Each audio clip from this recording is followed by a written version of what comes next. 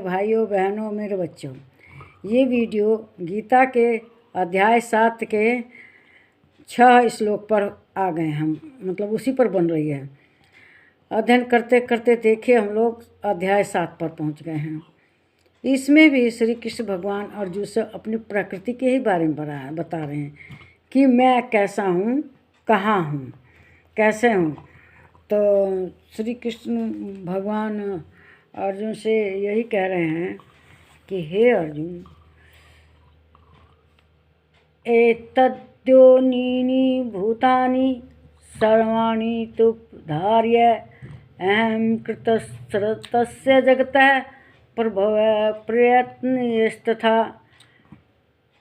कहते हैं हे अर्जुन, तो ऐसा समझ के संपूर्ण भूत इन दोनों प्रकृतियों से ही उत्पन्न होने वाला। दोनों प्रकृति कौन सी है भगवान की? एक तो अपरा प्रकृति है और एक परा प्रकृति है।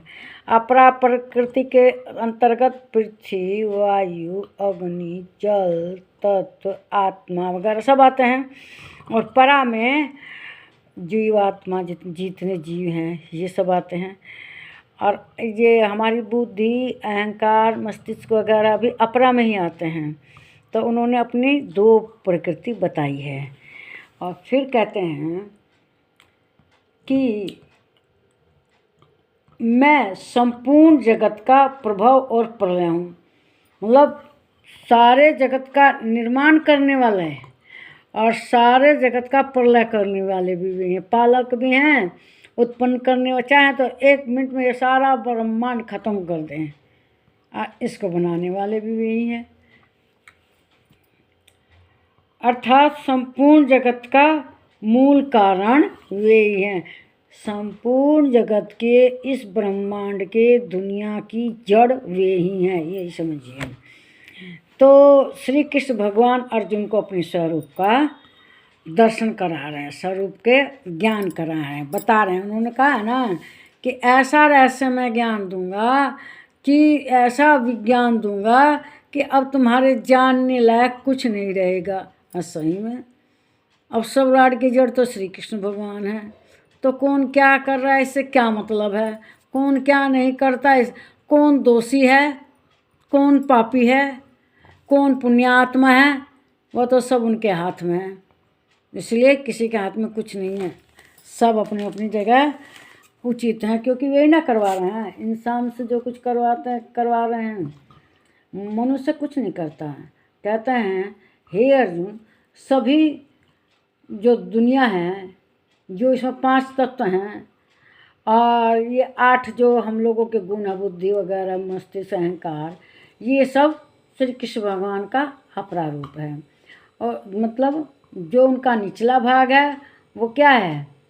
वो उनका दूसरे भाव जो प्राणी लोग हैं वे उनका, जो प्राणी अपना जीवन धारण करते हैं, यह उनका जो हमारा जड़ से ये शरीर है, ये भौतिक जो भी वस्तुएं हैं, सब भगवान के ही अपरा और परा शक्ति के अंतर्गत आते हैं, प्रकृति के अंतर्गत आते हैं।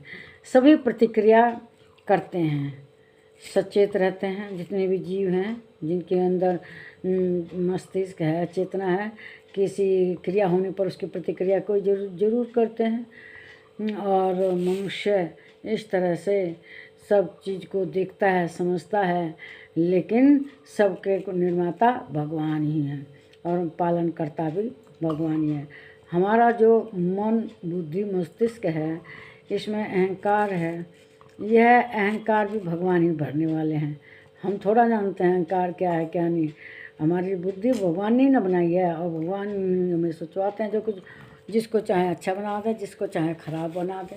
अहंकार आने से मनुष्य खराब की गिनती में हो जाता है, पापी हो जाता है, राक्षस हो जाता है और उसकी दुर्गति है। भगवान उसको कभी राम बन के, कभी श्याम बन के, कभी कृष्ण का उद्धार करते हैं, कभी रावण का।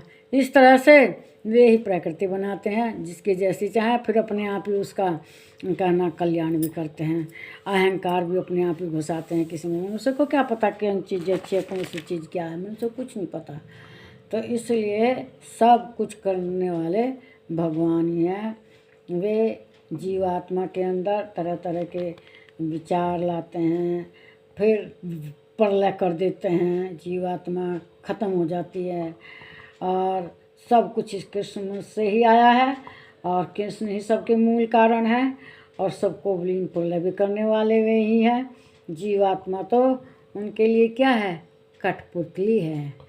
किसी ने कहा है man is the puppet of God, भगवान का पुतला है, जैसा चाहे वैसा नचाए, ये सब उनकी लीला है। इस वीडियो को लाइक कीजिए, शेयर कीजिए, इस पर कमेंट कीजिए और मेरे चैनल को सब्सक्राइब कीजिए। नमस्कार मेरे प्यारे भाइयों बहनों और बच्चों।